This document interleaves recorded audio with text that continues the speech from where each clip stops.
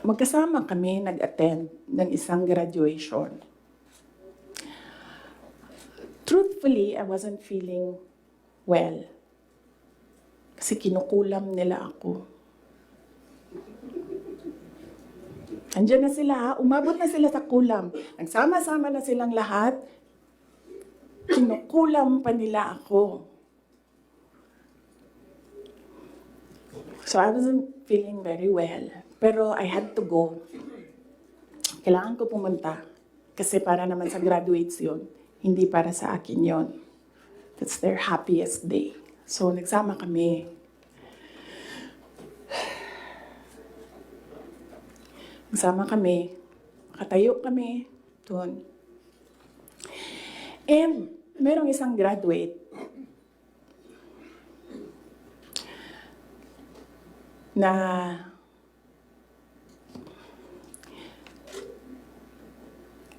alam nyo, para sa akin, there was some sort of inappropriateness sa ginawa ng bata.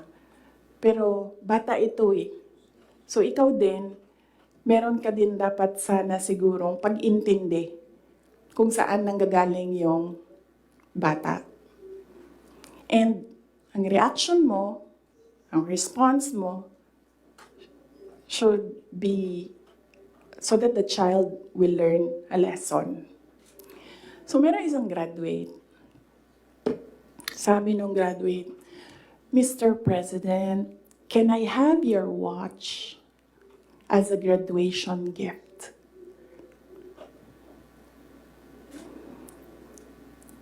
And narinig ko, sa tabi ako, di ba? Narinig nung katabi ko. Narinig nung katabi ng katabi ko. But apparently, this guy, di niya alam kung ano isasagot niya. So ang ginawa niya, pinaulit niya sa bata. What did you say? So this time, syempre bata, hindi niya alam ba saan yung inulit ng bata, louder this time. Mr. President, can I have your watch as a graduation gift? Nasagot niya. Why? Why will I give you my watch? At that point, may sakit na ako. I wasn't feeling very well. Nandun lang ako, nakakatayo ako doon kasi may gamot ako. Gusto ko tanggalin yung ulo niya ba?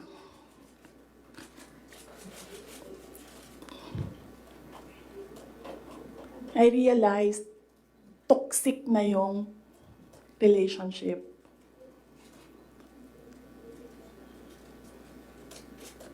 And it did not help na itong dalawang katabi ko, tumawa pa. Pinagtawanan pa nila yung bata. And I saw the humiliation sa face ng bata. I wanted to help him. Gusto ko sabihin sa kanya, itong relo ko na lang, relo ito ng Vice President, ito relo ng Presidente, pero I hope this will do. And then I realized na baka mas lalong mapahiya yung bata if I do that. So I just imagined myself cutting his head. Gusto ko, ganun din ang gusto ko gawin doon sa mga katabi ko. So na-realize ko, toxic na ito.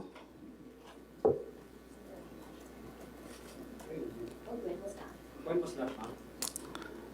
One of the graduation, hanapin niyo yung footage, makikita niyo doon yung muka ko. Tsaka muka niya. I-lip read niyo yung sinasabi niya. Why? After you were in high school graduate, ma'am? Or... Hanapin niyo yung footage, ma'am. Magtrabaho kayo konti, mag-research kayo.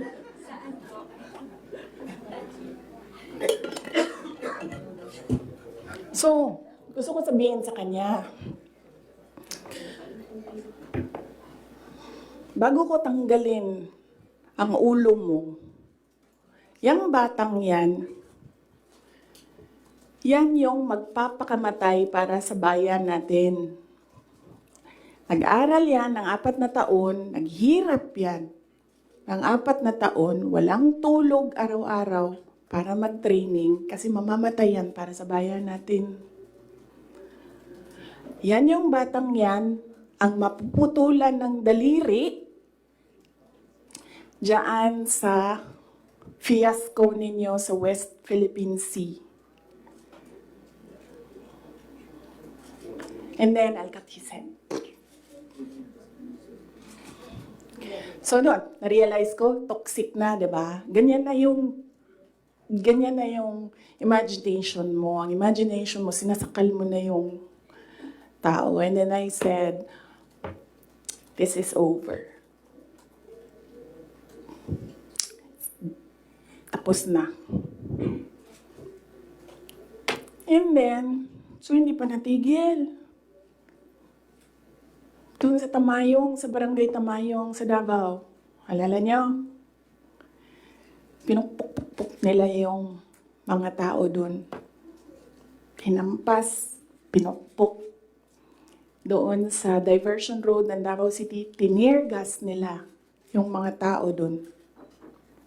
Isang tao lang ang hinahanap mo, ha? Bakit mo pukpukin yung 30? Bakit mo itirgas yung 100? Paano nag-surrender yung tao? Di ba kinausap lang? Kinausap lang siya. Mag-surrender ka. And then he said, okay, I will surrender. So anong purpose na pukpukin nyo?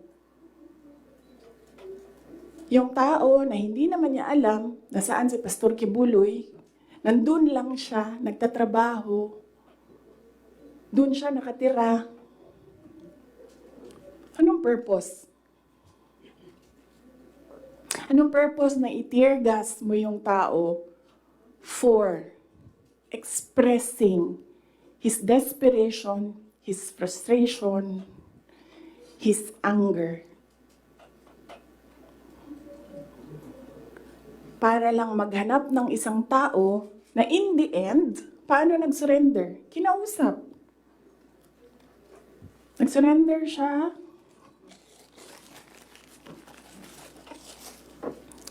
Kinausap siya. Walang napukpok, walang natirgas, walang nasaktan. And then, kailangan nyo talaga ganunin ang mga tao. And then I said, it's all over. So, umupo ako with the table ko sa DepEd at the time. And then sabi ko, sarili ko, okay, let's go to hell.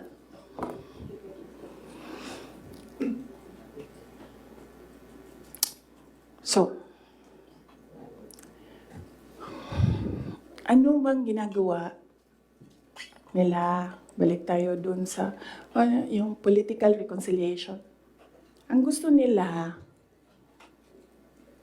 hindi ko sinasabi silang lahat, ha? Si Martin Romualdez lang.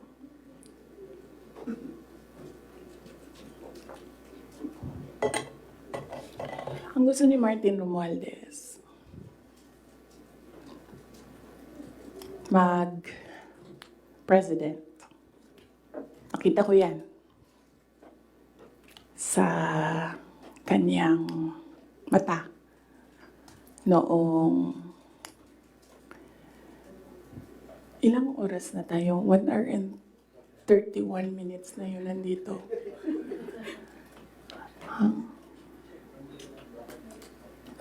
I-cut na lang natin. Tapos next week yung Martin. Pwede, madami na kayong material, di ba? Okay na yun? Oh. Sige. Ang questions natin doon lang sa 1, 2, 3, ha? Sa personal, sa budget, sa DepEd, and kung the way he treats. Alam nyo, may red flag na yan noon eh. Nung kampanya, may red flag na yan. But unfortunately,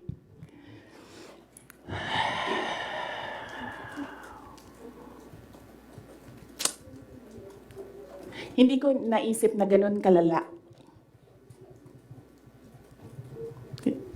yung insincerity. Nangangampanya kami. So pag nangampanya ka, meron talaga yan. Natural yan na magdala ng papel. Ganito. Pag ikaw politiko ka, alam mo na yan. May magdadala yan ng papel. Sometimes, ganito, naka-envelope. Sometimes, folded paper maliit. Iba-ibang ano. So, daming tao. May isang matandang babae. Dala siya. Tiningnan niya. Ayaw niya tanggapin. Ayaw niya kunin yung papel. So, ang ginawa ko, para that person will not feel bad, sabi ko, ako na lang. Ginawa ko. Mabilis lang kasi yun. Diba? Kasi, ano yan eh, motorcade. So, mabilis yan. Pag ganon, gumanon, ginanon, ako na lang. Tapos, tinanong ko, may number? Sabi niya, oh, meron. Pag politiko ka, alam mo na yan dapat, diba? So, doon sa truck, binasa ko. 1 page lang naman, binasa ko. Simple. Request of 5,000 pesos for livelihood. Tumingin siya sa akin. Sabi ko, ako nang bahala nito. Maliit lang na bagay ito. Ako na. Sabi niya, okay, sige. Yan lang.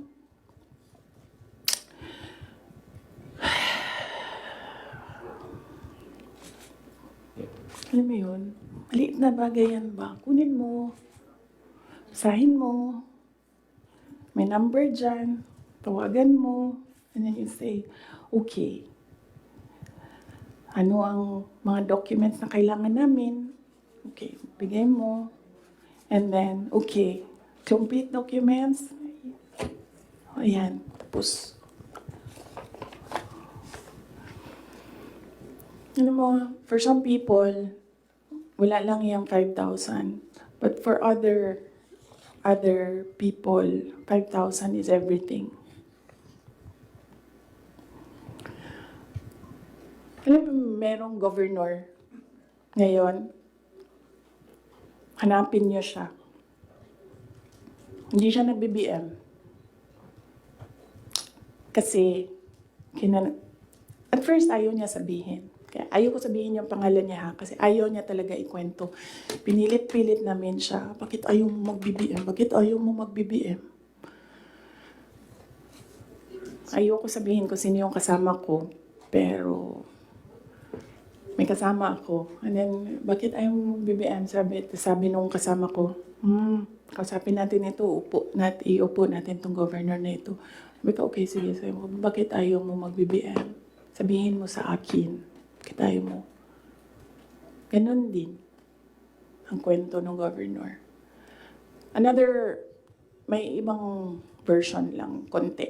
Hindi straightforward na ganon. Ang kwento ng governor, siya nakita ko with my own 2 eyes kasi ako yung nag-i-escort sa kanya. And for that reason, hindi ako mag-BBM. Okay na, sabi ko sa kanya, okay, di na magsara ka na lang. And sabi niya, sige, ikaw walang problema.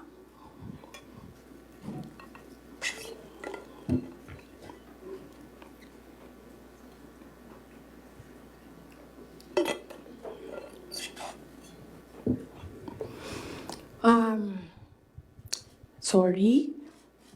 Nag-sorry ako sa mga members ng Kingdom of Jesus Christ. Kasi I asked them to support President Marcos during the elections. And individually, kapag merong lumalapit, nagsasabi na, we are in this shit hole because of you. And sinasabi ko din, I'm sorry. I'm sorry, but sabi ko sa kanya, kung bigyan ako ng Diyos ng pagkakataon, yan lagi yung sagot ko. Kung bigyan ako ng Diyos ng pagkakataon, bawiin ko lahat yan. Hindi ko bawiin yung nangyari. Babawiin ko yung dapat para sa bayan. Alam nyo, next week na lang yung kay Martin. Pero si Martin talaga is an embarrassment for the Philippines in the global stage. Kakahiya. Bakit nila sabi? Next week na lang or next week after Undas.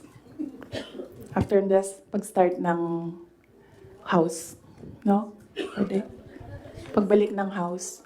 Kasi I think nakabakasyon pa sila lahat. Ma'am, question lang. Ma'am, Yeah. nag-campaign kayo ni PBBM together, ilang buwan din po yon, magkakasama kayo araw-araw, almost araw-araw, and then syempre naging member kayo ng cabinet. Bakit po hindi kayo naging magkaibigan despite yung matagal na pagkakasama po ninyo? Ni President Marcos, hindi talaga kami magkaibigan.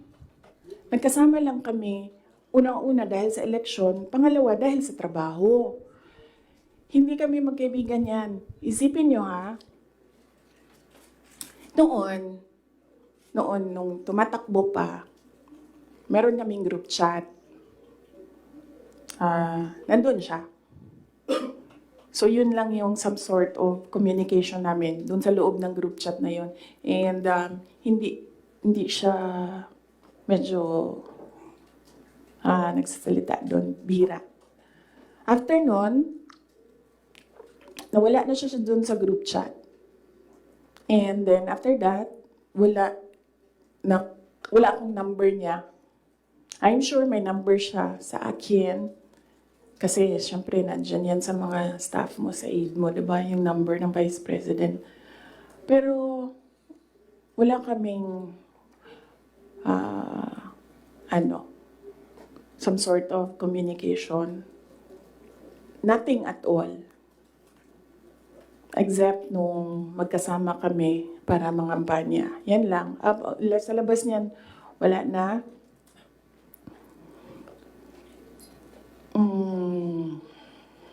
Nagkakausap lang kami dahil sa trabaho. And hindi naman lahat ng katrabaho natin, kaibigan natin, di ba? Nandun lang tayo kasi meron tayong kailangan gawin para sa kumpanya, para sa organisasyon. In our case, nandun kami kasi may kailangan kaming gawin para gumanda, gumaling, maging sustainable yung Pilipinas. So, yun lang yun. Dati naiimbita ako sa kanilang bahay dyan sa Malacanang, Bahay Pangulo. Dati naiimbita ako sa Bahay Pangulo. Pero I was just tolerated. Kasi may gamit naman ako. Alam mo yun? I'm useful to them. So I was just tolerated. And alam ko naman yun. But wala naman problema sa akin yun. So as long as I can do my job sa DepEd, tsaka sa Office of the Vice President, mabigay ko lang yung promise ko, plataforma ko, promise ko sa bayan, magawa ko lang yung kailangan gawin para sa education sector. Wala akong problema. You can tolerate me all you want. You can invite me sa mga gatherings nyo. Pero I knew I was tolerated. Because Lisa Marcos is another story. Unahin muna natin si Martin Romualdez.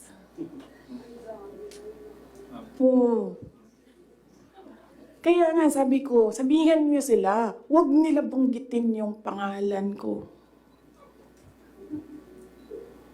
Yes. Is Lisa Marcos part of dun sa sinasabi niyong triangle kanina? Yes. Oo. Oh, anong purpose ni Inday Sara? Ano, ang magagawa ko sa bayan, I will call bullshit as it comes. Yan ang magagawa ko para sa inyo. Kung bullshit siya, sasabihin ko sa inyo, bullshit talaga yan. And, yes, as I said, huwag kayong mag-alala sa akin.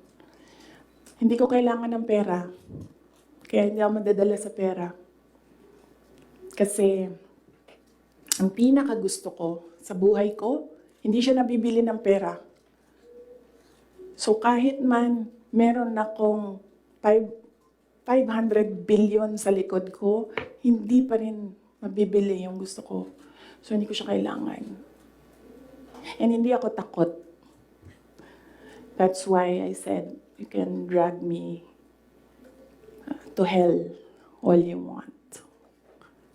Wala kang problema sa akin yan. Si Martin ba? Bakit hindi po mabibili ng pera? Sinabi niyo po hindi mabibili ng pera yung gusto niyo. Ano po yung gusto niyo? Ayaw ko sabihin, masyado ng personal yan, ma'am. Masakit na nga sa akin na kailangan ko magsalita kwento. Masakit na nga para sa akin na ikwento ko from 2016 to 2021, anong nangyari sa mga group chat na yan, yung mga papel na yan, masakit siya. I don't like talking about my life. Gusto niyo pag-usapan ng pagbabago campaign, tree planting namin? Ayaw niyo. Pero kasi po ma'am, I understand po ma'am, nung 2022 to 2023, I mean, kasama kayo lagi ni Speaker Martin Romualdez sa mga events ni BBM. So, Yes. why, parang bakit, tapos yun nga, before yung nangyari yung resignation sa lakas, after na resignation sa lakas, nakita ba kayo ni BBM na kanudling daw or holding hands kayo ni Martin during one of his foreign trips? So, why biglang nasuklang kayo bigla kay Speaker na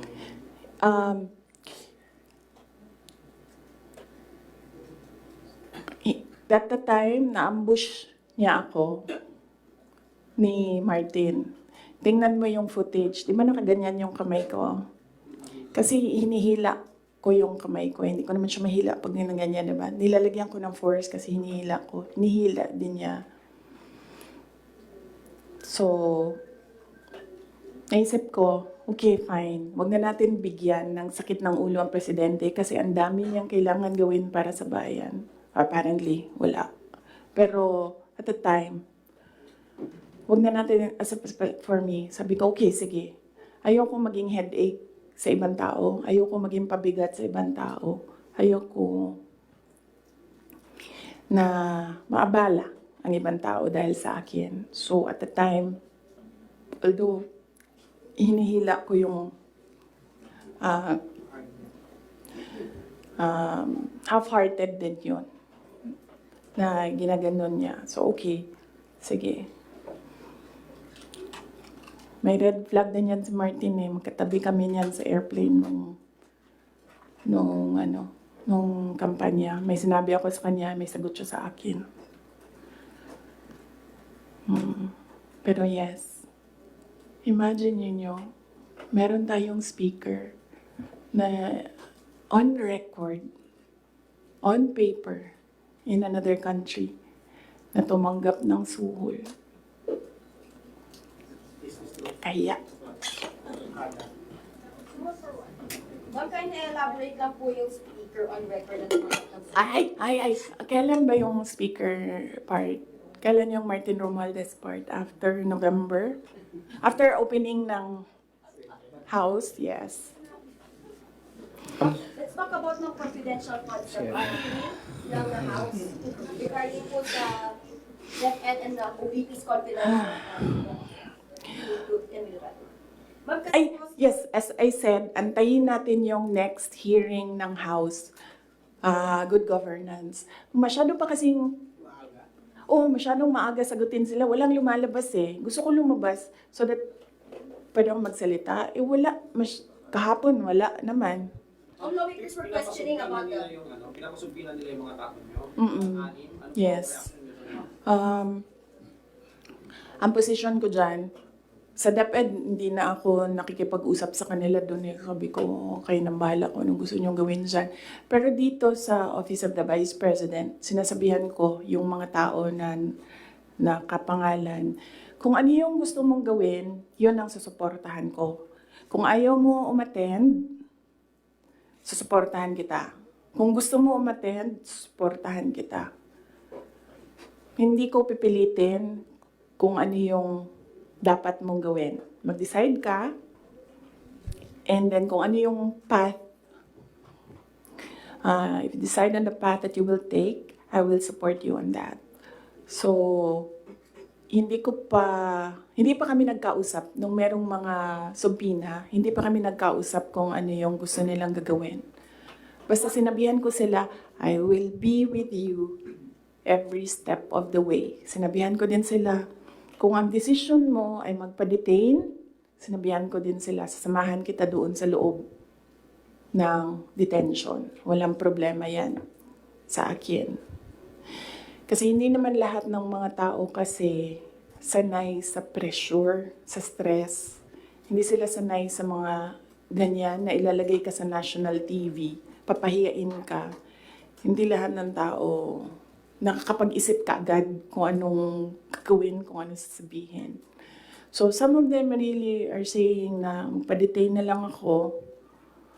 And then sabi ko sa kanila na okay, walang problema yan. Samahan ko kayo sa detention.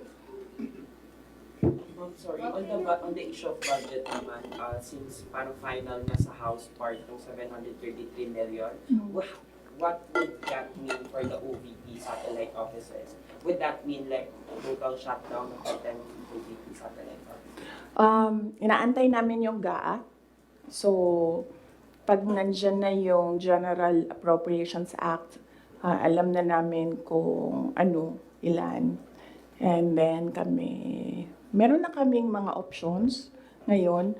Unfortunately, hindi namin siya ma-finalize kasi yung mga options namin kasi hindi namin talaga nakikita kung ano yung nasa batas. Hindi pa kasi batas yung GAB.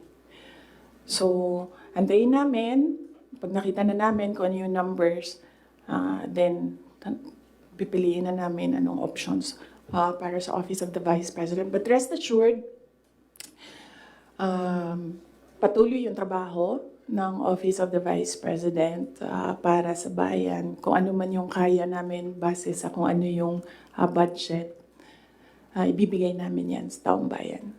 Ma'am, kindly explain lang po. Last question, Kahapon po please. sa Good Government Committee hearing, lawmakers were questioning po about sa 16 million pesos po na ginasta ng OVP, pati po ng confidential funds ng 2022 po, na nagasta yung 11 days para daw po sa rental ng safe houses. One lawmaker even asked po na yung 5 million naman po na nagastos ng 2023 sa third quarter po ng OVP confidential funds, nagastos lang po sa loob lamang, sa loob ng 79 days. So parang nakakapagtaka rin daw po sila na bakit yung 16 million pesos nagastos po sa loob lamang ng 11 days. So, can you give us an explanation po kung paano po ba nagasta nga raw po itong parte po ng confidential funds po? Okay, sige. Last question na yan. Last question na yan. Last question. Okay. Unang-una, nag-explain kami lagi sa Commission on Audit kung paano ginastos yan. Lahat ng hiningi ng Commission on Audit, binigay namin. Meron kaming mga hindi nabigay, sinabihan kami ng Commission on Audit, kailangan namin yan. So, we fully cooperated and participated and submitted to the Commission on Audit with regard to the confidential funds. Alam niyo, hindi nakakapagtataka sa gobyerno ng gumastos ng millions araw-araw. Kami doon sa DepEd noon, pumipirma kami billions in one day para maglabas ng pera. So, hindi nakakapagtataka ang 5 million, 10 million in a day. Pirma lang yan. Tapos lalabas na yung pera. Ibabayad na yan kung saan yan ibabayad. And then, babalik na yung documents para sa ganyan. Ganun talaga ang gobyerno. Gumagastos siya everyday para sa mga projects niya. And sometimes, it's not millions, billions ang pinipirmahan ng mga opisina ng gobyerno para sa projects. Okay? Yes. Maraming salamat. Sabi mo po mas mahal pa rin po yung ginasta sa same houses po na yun. Parang sa luxury hotels, sa mga mamahaling condo po sa Metro Manila. Kasi ang ginagawa nila, nag-audit na sila. Kaya ako hindi sumasagot doon sa kanila kasi ang ginagawa nila, sila na yung nag-audit. Hindi naman yan tinanong ng Commission on Audit. Ang hiningi lang ng Commission on Audit, ano yung documents para sa mga expenditures. So, sinubmit namin yon. And in fact, nakikita nila yun kasi sinubina nila lahat ng documents. The thing with the hearing is kung makikita mo, kahapon, hindi ko napanood, kaya hindi ako mag-comment, pero nakita ko sa transcript na kahit anong sabihin ng tao na nakaupo doon, ng resource person, kukontrahin siya noong nagtatanong. Walang tamang sagot sila tatanggapin. Kahit yung COA na mismo ang nagsabi kung ano yung trabaho niya, hindi nila tinatanggap na sagot. Kasi bakit ba? Kasi nga, sa simula, sinabi ko, gusto nila mag-impeachment. Hindi nila magawa kasi wala silang kaso for impeachment. So, ang ginagawa nila dyan, nagfi-fishing sila na nagfi-fishing, gahanap sila ng hanap. Alam nyo, before ako umupo, alam ko, impeachable officer ako. So, binasa ko yan. Ano ang impeachment? What are impeachable offenses? Ano ang pwedeng gawin mo na ma-impeach ka? Binasa ko yan lahat. Si BBM, sabihin ko sa inyo, may listahan ako ng 5 bagay na impeachable offense niya. Pero sa tingin niyo, papasa dyan sa House? Of course, hindi. Diba? Ano mga nilista ninyo? Last question. Hindi ba kayo napapagod? I mean, Last question. grabe ang energy ninyo. Ma'am, Hindi. DepEd official, Yung taga-DepEd si Atty. Ocias, sinabi po niya na may natanggapin daw siyang sobre, katulad ni yung secretary. Yung envelope na yan, kaya ako sinasabi kanina, antayin natin yung next hearing. Kasi hindi pa siya enough eh. Ang gusto nila kasing palabasin sa mga tao, yung envelope na yan, galing sa, yung pera na yan, galing sa confidential funds.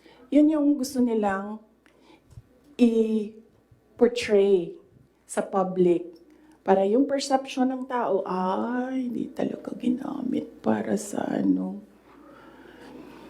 Pero kasi, para sa akin, kulang pa siya. So, inaantay ko yung next hearing. Bago ko pag-usapan yung envelope na yan kasi kasama yan dun sa triangle. So hindi pa po siya? Yes! No! Hindi yan sagot sa tanong mo. No, I will not answer questions anymore. yung DepEd po, meron daw po Yes. Marian. Thank you. Thank you. Thank you. Meron daw pinasang certification ng DepEd na galing sa mga soldiers na pinapalabas na yun sa youth Leadership. Totoo ba yun, ma'am? Ginamit ba yung Hindi ginamit ang confidential funds sa AFP. Hindi din siya ginamit sa YLS. Ginamit siya supporting information doon sa mga areas kung saan may nakuha na reports na at risk ang mga bata. Walang binigay na CF sa AFP. Walang binigay na CF sa YLS. Yung YLS lang ang tinanong. Sinabi namin, ito yung areas at risk. Sabi na yung AFP, okay, gawa namin ng paraan. Based on information we gathered doon sa baba. Antayin natin yung next hearing. Antayin natin kung ano yung sabihin doon. Tapos isa-isahin natin siya. Okay. Ma'am, ano yung, Yes. ano yung